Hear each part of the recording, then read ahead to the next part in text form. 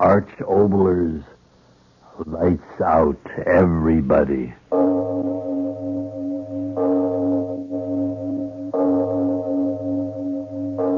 It is later than you think.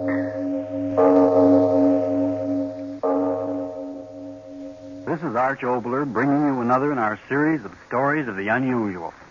And once again, we caution you, these lights-out stories are definitely not for the timid soul. So we tell you calmly and very sincerely, if you frighten easily, turn off your radio now. November of 1939. Astronomically, that isn't even a blink in the eye of the universe, but it's a very long time measured in the length of our own very ephemeral lives. On that day, I aired our next story. Remember that date, 1939. A lot of heartbeats before we went to war against the madness of Adolf Hitler and his friend Benito. Listen to Baythysphere.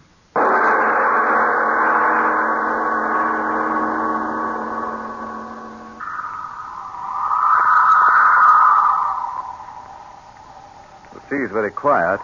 Yes, Your Excellency. Will it be very quiet under the water? No motion, Your Excellency. I'm sure it'll all be very amusing. I hope so, sir. The captain ought to have everything ready by now, sir. If you'll excuse me now, Your Excellency, I'll go see. No, just a moment, Doctor. Yes, Your Excellency? You're much too impatient, my dear young friend. One of the great joys of an experience is to savor it before it happens. Yes, stay and talk to me. As you say, Your Excellency. How far under will we have to go to break the record? Over half a mile. How far's the bottom? Just over the record mark. Deeper than any man's ever gone. It'll all be very amusing. Suddenly the wind's changed. Always at this hour of the day, Your Excellency. It's time to go. I assure you that the sea will wait for us. But I only thought that... Don't think so much, my young friend. Thinking is an unnecessary pastime. The emotions are much more dependable. My thoughts tell me that this little excursion under the sea will be quite precarious. On the other hand, my emotions tell me that it will be most interesting and amusing. Your Excellency, we are ready. Oh, Captain, you too are impatient, huh? I don't know what you mean. That is to say... No, don't splutter. Now, come ahead, my young and impatient friend. We'll go aboard your diving bell and begin our little adventure. Come.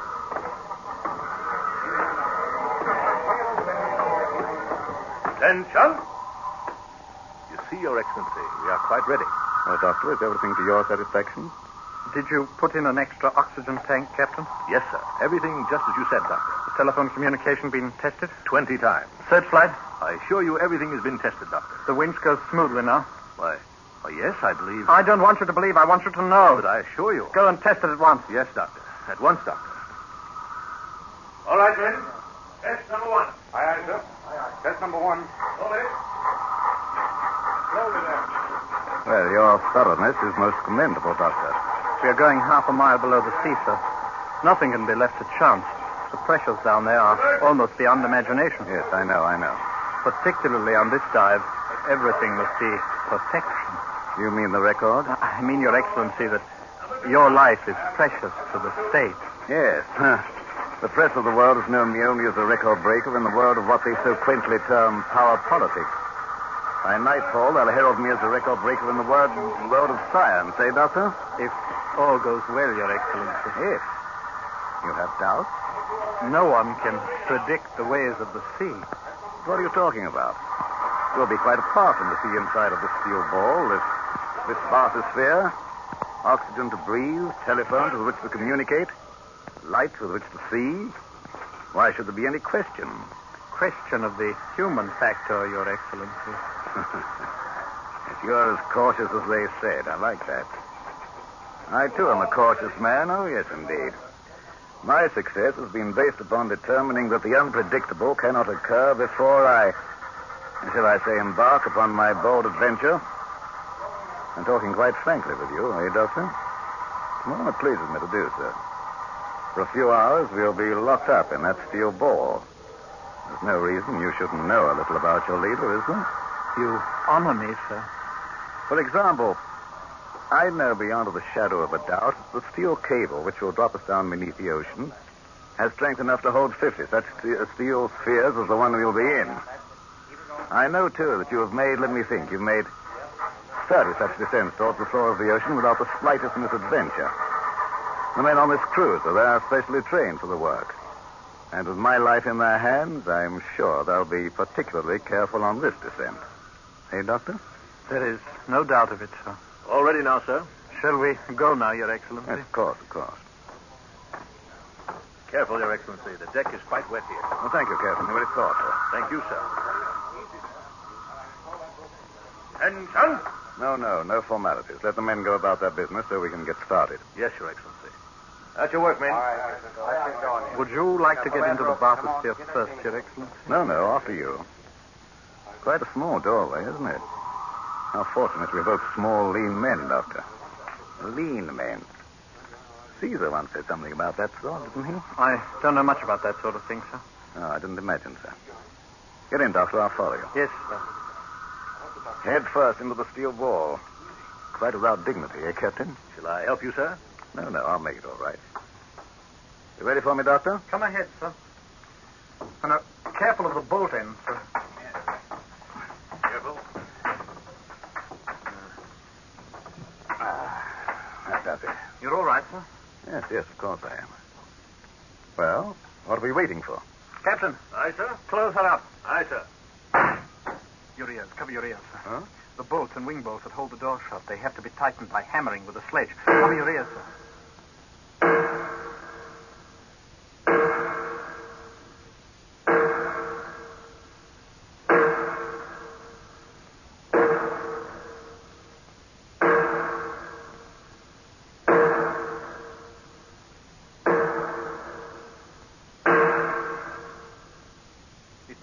Right now, so they've done. But what an infernal din. Wasn't really out of the way. Hammering is the only definite guarantee of a watertight seal, sir. My ears. All well in there, sir? What's that? A voice through the telephone, sir. They'll communicate with us from the deck every 3 minutes. If one of us doesn't answer within half a minute, the orders are to pull us up. An excellent safety precaution. Yes, indeed. All well in there, Doctor? All well. We're moving. Yes. Lifting us out to the end of the boom, and then down we go. Look, sir, you can see the deck down there through the windows. Glass so clear. Clearest in the world. Quartz glass to stand the pressure. Letting us down in the water, aren't they? Yes, sir, in a moment.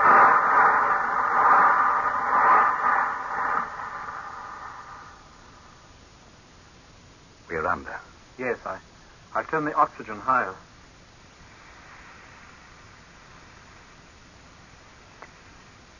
The light. So green. Yes. Soon it'll be blue. Then a darker blue until at around 2,000 feet we'll be in a darkness that goes beyond dark. Complete, eternal night. Eternal night under the water. How amusing.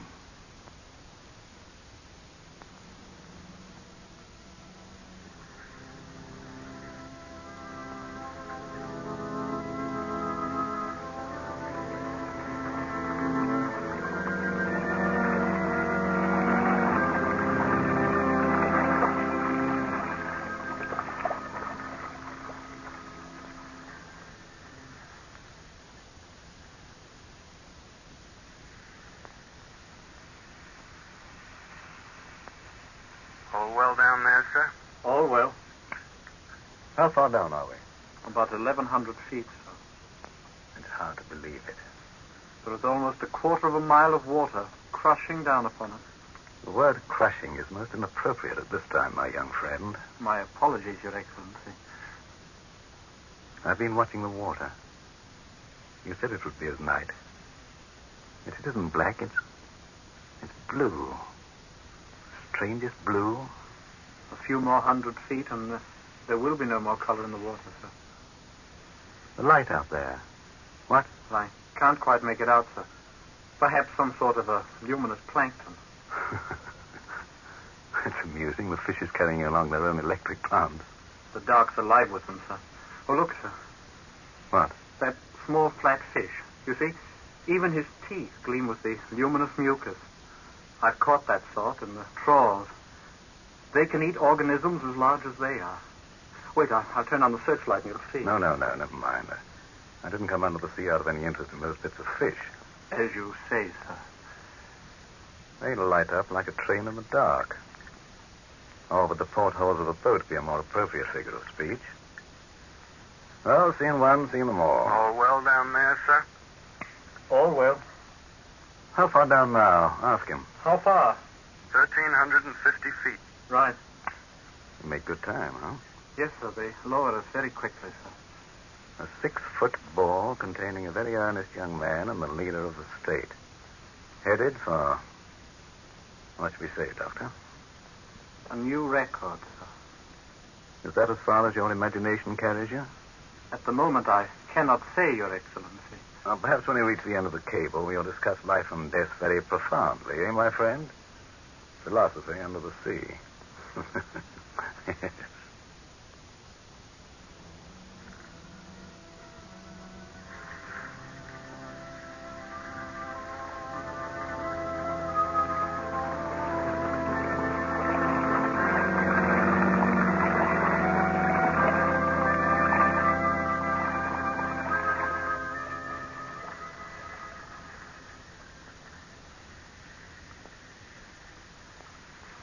All well down there, sir?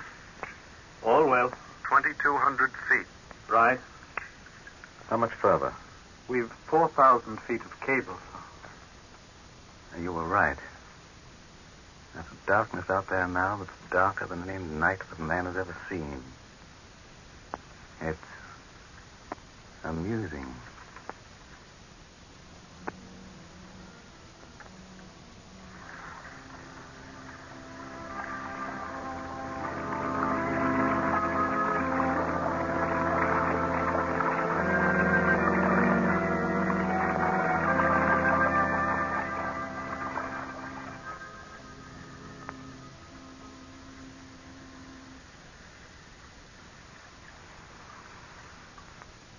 All well down there, sir?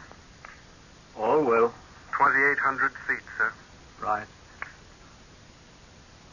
Your Excellency, Yes? in 10 or 11 minutes we will have broken the record. You keep your eyes so close to that window. Might I ask why? I thought I saw something out there. What, sir? Something huge. It gave off a pale green light and then was gone so quickly I'm not quite sure. I'll turn on the searchlight. No. No, this infernal darkness amuses me. Tell me, Doctor, in your other trips, have you seen anything out there? Vague, huge, you know what I mean. Yes, sir.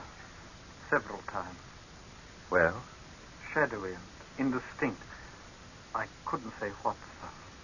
Can't you guess? I have no answers. All well down there, sir? Oh, tell him yes, and stop annoying us. All well, and don't Captain's bother. compliments, sir. You've reached 3,028 feet, sir.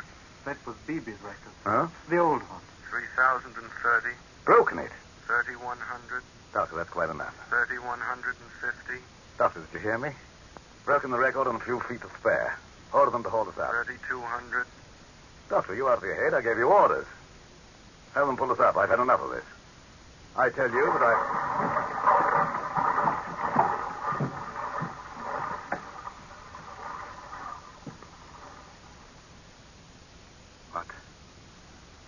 What happened? Happened? We just landed at the bottom of the sea, that's all. Why did you ignore my orders? I said to go up. What are you doing now? What was that lever that you threw? Answer me. Yes, I'll answer. Haven't you forgotten something, Doctor? What? To say, sir, Your Excellency. Excellency? Here at the bottom of the sea? What's happened to you? All of a sudden, you... the excitement of creating a new record, a little too much for you, eh, my young friend? Well, it's understandable. Now signal the ship and have them draw us up. Your little adventure is over. Didn't you hear me? I said signal the ship. How? You out of your mind completely. Telephone them. At once, you hear me? The telephone consists of a carbon transmitter, receiver, actuating battery, and connecting wire. We have no telephone. Get to one side. Hello. Hello up there. Hello. Hello, answer me. Hello. Hello, blast you, answer me. Hello. But they don't. The wire's torn loose. Would you know how to fix it, Your Excellency? What? Oh, I see it. Happened when we bumped on the bottom, didn't it? Well, can't you fix it? I can, but I won't, Your Excellency. What is this? It's taken you a great number of moments longer than I expected to ask that question. You notice that I've called you Your Excellency a couple of times, but that was the end of that. From now on, I will call you Your Infernal Excellency. How amusing. Still amusing. Yes.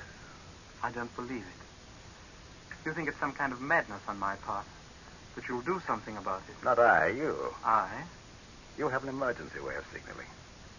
Yes, I know you have. You flashed the searchlight on and off 3 times, and the flow of current registers up on deck. And they know that it's an emergency. I'll go ahead and do it, and perhaps I'll forget your little... shall we call it... joke? I am quite content to stay down here. Turn on the searchlight. All right, I'll do it myself. Why waste your time? You've so little of it left. What do you mean by that?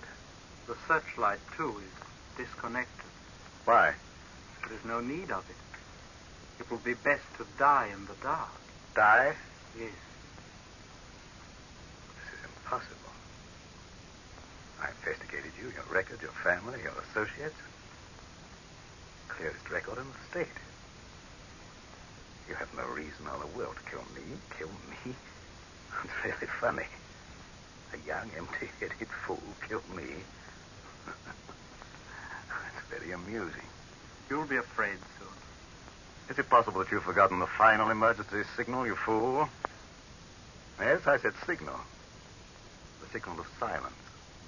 I'll try the telephone as scheduled, and when we don't answer, they'll pull us up. Have you forgotten that?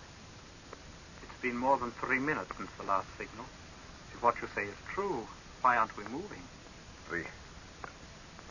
We are. For all I know, we are. Are we? The darkness, who can tell if there's an upward motion? You know we're motionless. As quiet as in a tomb. Appropriate, that. And we'll stay here. I know that. Huh? That lever up on the roof that I pulled. Well? It threw the end of the steel cable free. Yes, severed the cord between ourselves and the ship and the world. No. We are here, Your Infernal Excellency. Down here to stay. No. You lie. I don't believe you. They'll pull us up. The telephone, here. Here, you up there, listen. Get me up. Get me up. You up there, hear me. It's your leader. Get me out of here. Get me out of here. You hear me? Get me out of here. Out of here. Out of here.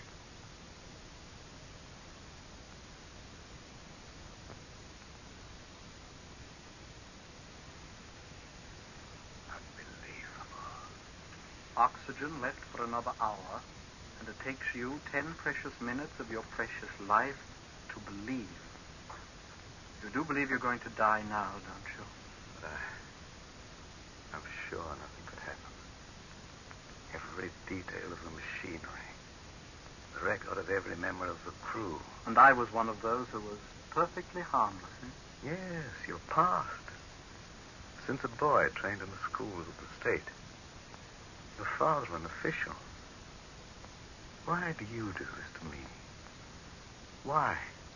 Your ego is so great that even now, knowing you're going to die here with me, you're less concerned with death than you are with knowing wherein you failed.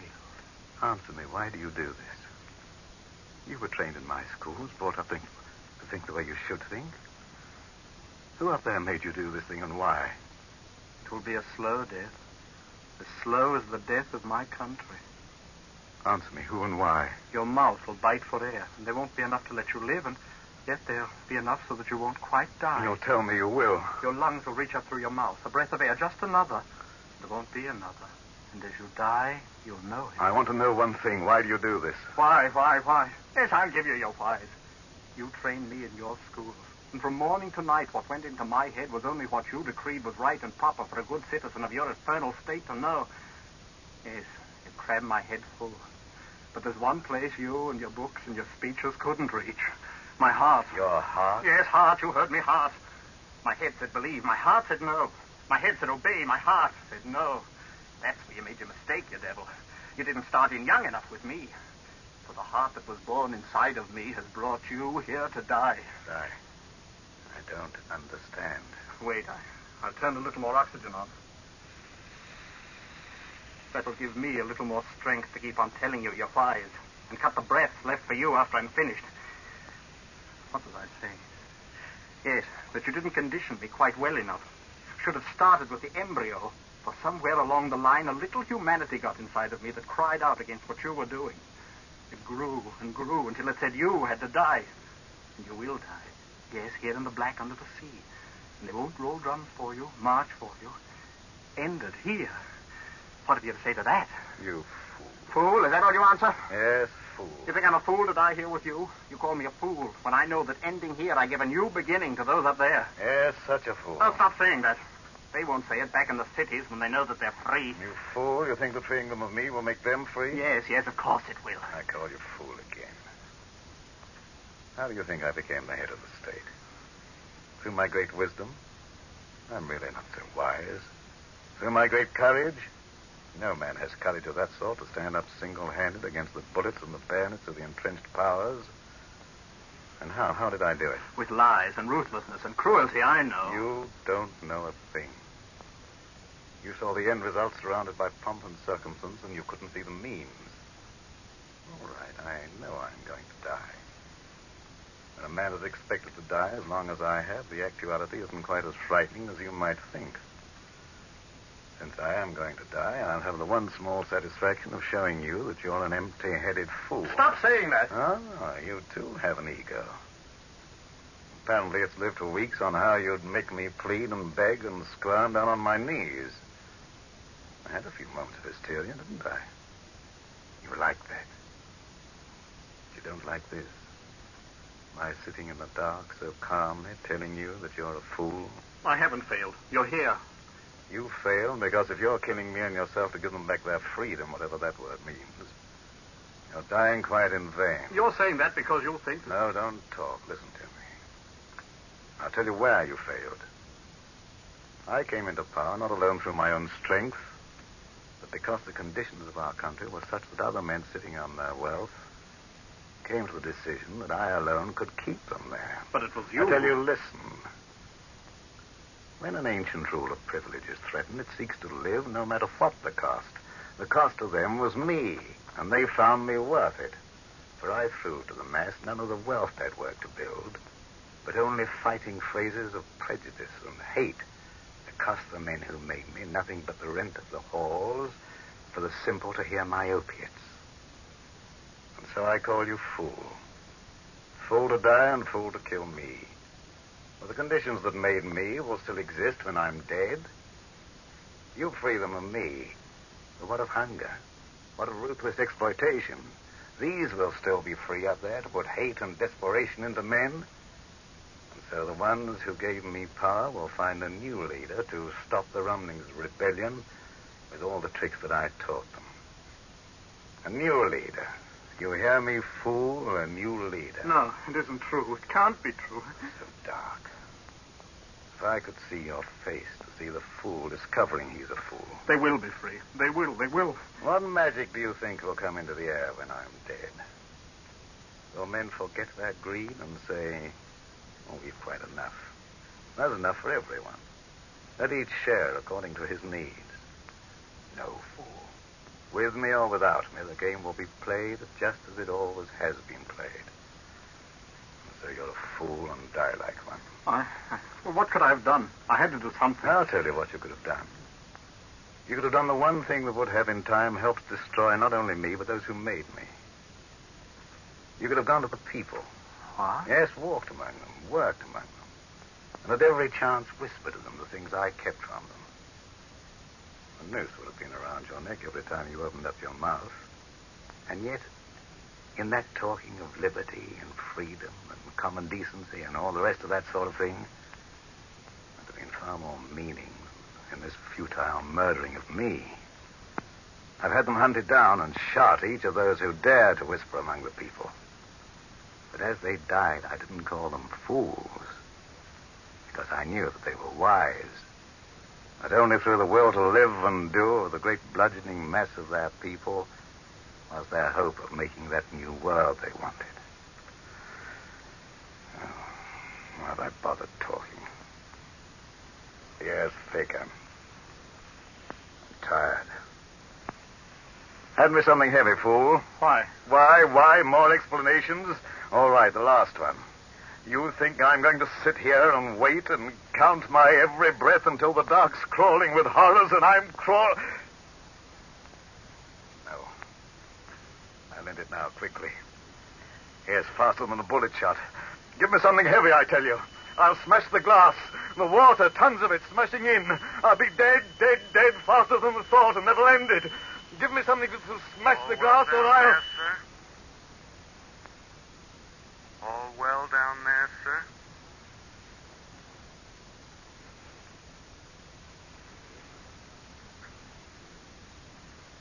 Voice. Telephone. All well. Take us up. We're moving. There's water on the glass. We're moving. Doctor, the cable. I lied. But all this time, why? My orders to the crew were to leave us alone on the bottom as soon as the slackening of the wire showed them we'd hit the bottom. Telephone. I reconnected it while you talked. Then, you didn't really mean to kill me. Kill you? Yes, I meant to kill you. I had it all planned out. Tell you what I told you, and then you'd go quite crazy with fear. And after that, I'd kill you. 2,900 feet. All well down there, sir? All well. And yet you didn't. The lights of the creatures out there. Blinking of stars on a cold night. Why didn't you kill me? I want to know. What would have been the good of it? A fool and a figurehead die together. No good of it. So you believed me? Even a fool can understand futility. The water's getting lighter. Soon we'll be back. Up there. It'll be very strange at first. I don't much care now, yet I'll ask. What happens to me? You? I told you many things down there, didn't I? Yes, too many things. A man in doubt, as I was, talks too much. And since you of necessity heard what I said, when we get there, I will probably have you shot. The victim sentences his murderer. It will be most amusing.